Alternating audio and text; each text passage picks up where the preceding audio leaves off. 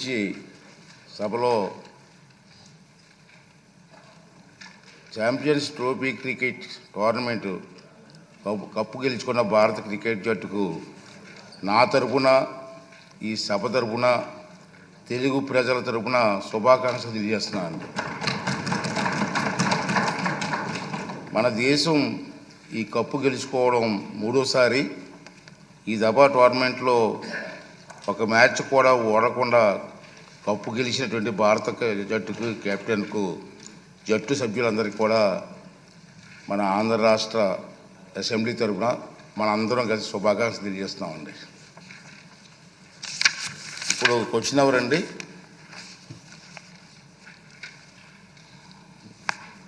భరత్ గారు.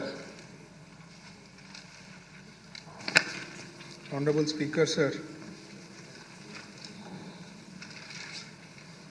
మొదటి ప్రశ్నకి అవునండి, రెండో ప్రశ్నకి డీటెయిల్స్ వచ్చి ఫుడ్ ప్రాసెసింగ్ పాలసీ ఇవ్వడం జరిగింది అధ్యక్ష.